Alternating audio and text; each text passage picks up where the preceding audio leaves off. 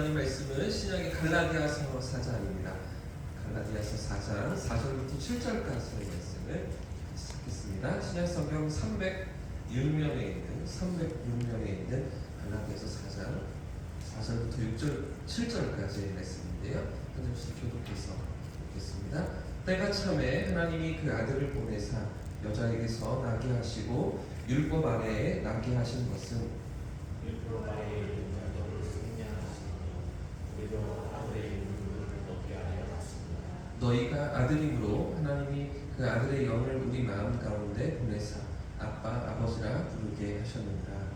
그러므로 내가 이름은 종이 아니요 아들이니 아들이며 하나님으로 말미암아 유업을 받을 자라. 네, 할렐루야. 오늘도 말씀의 은혜가 우리의 삶을 붙드실 줄 믿습니다. 우리가 고린도 후서를 통독하고 있지만 이제 뒷부분에 서신서들이 짧게 이렇게 또 연결되기 때문에 한 번씩 각권을 다루려면 좀 땡겨서 확인해보는 게 좋겠다 싶어서 오늘 갈라디아서 말씀을 같이 확인하려고 합니다. 갈라디아라는 이름이 지금 붙어있는 것처럼 이 갈라디아서는 바울이 갈라디아 교회에 보내는 편지이죠. 갈라디아 교회는 바울이 첫 번째 1차 전도 여행 때 복음을 전하고 세운 교회였습니다. 그 당시 바울에게 세례도 받았고요, 성령의 체험도 가졌던 그런 교회가 바로 갈라디아 교회였는데요. 이런 교회에 사도 바울은 2차 전도 여행 때도 찾아가게 되고요, 또 3차 전도 여행 때도 또 방문하면서 여러 가지로 관심을 가지고 챙기고 돌봤던 교회가 바로 이 갈라디아 교회였습니다. 그런데 이 갈라디아 교회가 가지고 있는 문제가 무엇일까요? 바울이 복음을 전하고 교회를 세우고 성도들을 가르치고 난 이후에 떠나고 난 이후에 유대교 배경을 가진 그리스도인들이 찾아와서 다른 이야기들을 하고 있던 것이죠. 이 유대주의자들은 복음이 구약으로부터 시작된 것이기 때문에 구약의 율법도 지켜야 한다, 유대교 관습도 지켜야 한다, 심지어는 할례도 받아야만 구원을 얻는다고 가르쳤던 것입니다. 이로 인해서 갈라디아 교회 안에는 많은 혼란이 일어났습니다. 바울이 전한 복음과 유대주의자들이 전한 율법의 복음을 혼동하면서 과연 무엇이 진짜 복음인지, 어떻게 예수를 믿고 어떻게 하나님 백성을 살아야 하는지 혼란스러워했던 것이죠. 자, 이 같은 소식을 듣고서 바울은 이 서신을 기록했던 것입니다. 오직 하나님의 은혜로만, 하나님의 값없는 은혜로만 죄인이 의롭게 된다, 그 하나님 앞에 설 수 있다 는 것을 말하고 싶었던 것이죠. 우리 자신의 선한 행동이나 의로움이 아니라 예수께서 대신하신 이 대속의 은혜로만 하나님의 구원을 얻게 된다라고 논증하고 있는 성경이 이 갈라디아서입니다. 그래서 갈라디아서의 핵심은 값없이 주시는 하나님의 은혜입니다. 값없이 주시는 하나님의 은혜, 아무런 대가도 없이 아무런 공로도 없이 의롭다 하심도 없고 구원을 얻게 된다. 우리가 그런 이야기를 사도 바울이 논증하고 있는 것이죠. 자, 2장 말씀을 조금 살펴보시면 좋겠는데요. 2장 16절 말씀 함께 읽어보겠습니다. 2장 16절 같이 읽습니다. 시작. 사람이 의롭게 되는 것은 율법의 행위로 말미암음이 아니요 오직 예수 그리스도를 믿음으로 말미암는 줄 알므로 우리도 그리스도 예수를 믿나니 이는 우리가 율법의 행위로서가 아니고 그리스도를 믿음으로써 의롭다함을 얻으려 함이라. 율법의 행위로서는 의롭다함을 얻을 육체가 없는다. 여기 가장 핵심이 잘 지금 담겨 있죠.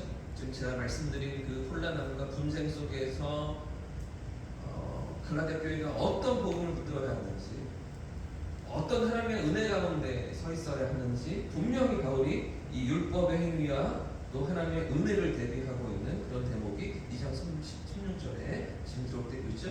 믿음이 아니고서는 구원받을 사람이 없다는 것입니다. 오직 예수 그리스도를 믿는 믿음 말고는 그 어떤 것도 죄인을 의롭게 할 수 없다라는 것입니다. 왜 그렇습니까? 우리 인간이 죄인이 본질상 죄인이기 때문에, 죄로 가득한 인생이기 때문입니다. 아무리 선하고 착한 것을 만들어내려 해도 죄인인 우리의 행위로는 죄인이 만들어내는 건 죄뿐인 것이죠.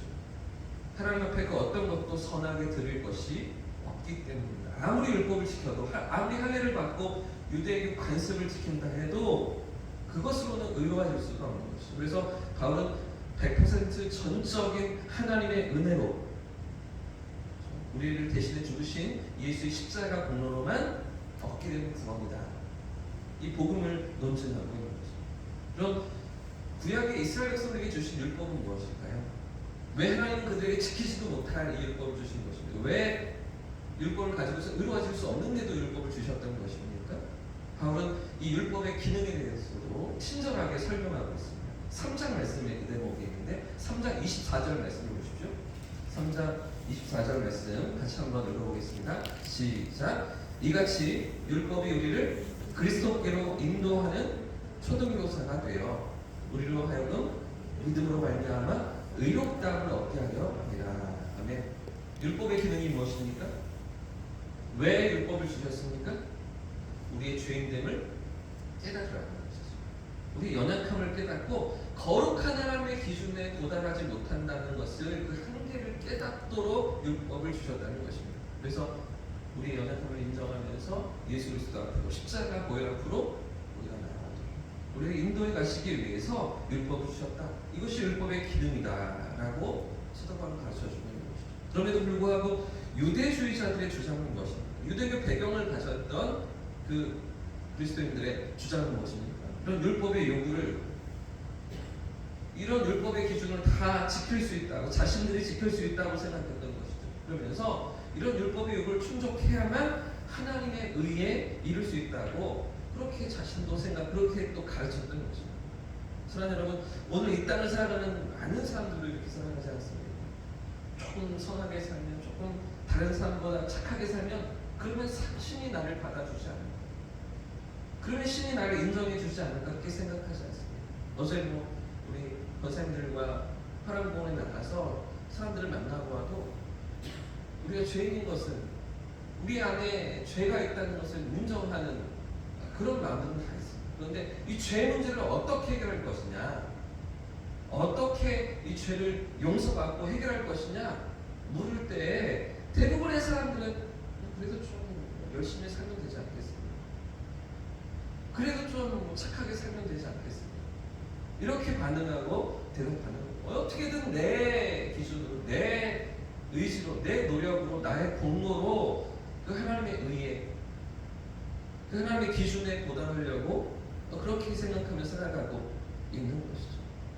자, 그런데 예수를 믿고 하나님의 은혜로 구원받은 이 갈라디아 교회 성도들 가운데서도 이런 사람들이 일어나고 있었던 것이죠. 잘못된 가르침 때문에, 잘못된 그 유대교 배경의 가르침 때문에 교회를 출석하지, 신앙생활을 해가지, 무언가 더 헌신을 해야만, 무언가 더 하나님께 인정받을 모습이 있어야만, 그래야 하나님의 사랑을 받고 이쁨을 받고 더 은혜를 얻을 수 있다고 생각했던 것이죠. 그러나 사실은 무엇입니까? 그러나 복음이 가르쳐주고 있는 우리의 지금의 신분이 무엇입니까? 성도는 이미 하나님께로부터 최고의 사랑을 받은 그런 존재들인 것이죠. 할렐루야. 당신의 전부를 내어주신 완전하고도 완벽한 하나님의 은혜와 사랑을 입은 존재들인 것입니다. 그렇기 때문에 우리가 받아야 할 더 큰 사랑이 있습니까? 없습니까? 우리가 기다리는 더 큰 하나님 주실 축복이 있습니까? 없습니까? 당신의 아들을 내어주신 것보다, 당신의 생명을 십자가에 내어주신 것보다 우리에게 주실 수 있는 더 큰 복, 더 큰 사랑이 있습니까? 없습니까? 없는 것이죠. 우리가 이 땅에서 누리는 복과 재물과 건강과 평안과 장수와 성공과 이 모든 것들은 그저 덤으로 주시는 거죠. 덤으로 우리에게 누리게 하시는 거죠. 있으면 감사하죠. 너무 좋겠죠. 그러나 없어도 죽고 사는 문제가 아닙니다. 그럼에도 불구하고 우리는 이미 하나님의 은혜 가운데, 하나님 백성의 삶에, 하나님의 자녀로서의 삶에 부르심을 받은 줄 믿습니다.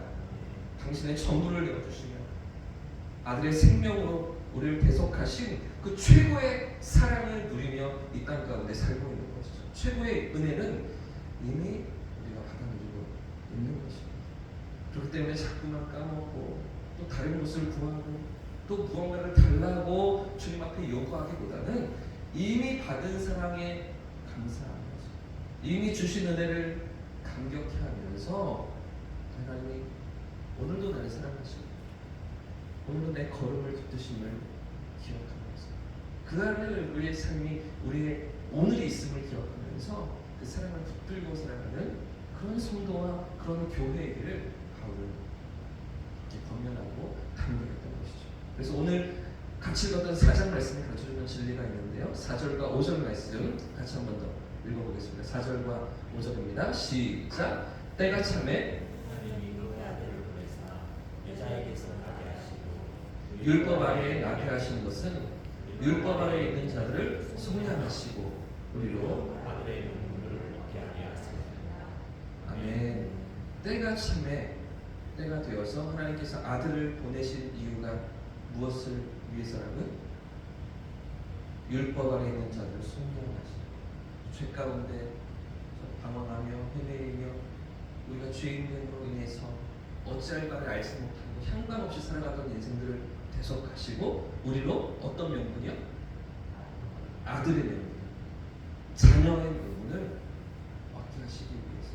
그래서 아들을 보내시고 십자가를 이루시며 그 대속을 우리에게 허락하신 것이죠. 오늘도 이 사실을 기억하며 이 믿음을 붙들고 우리의 삶을 살아가시는 우리 성도님들 되시기를 주님의 이름으로 축복합니다. 최고의 사랑이 최고의 은혜가 나에게 주어져 있음을 붙들고 그 은혜가 오늘도 내 삶을 주장하시며 인도해 가신 줄 아무리 우리가 넘어져도 때로는 주저앉는 것 같아도 그래도 하나님의 사랑 안에 있으면 하나님의 선하신 손길이 우리를 붙드시면 기억하면서 그 은혜 안에서 날마다 승리하시는 저와 우리 성도님들 되시기를 예수님 이름으로 축복합니다. 아멘. 이 찬양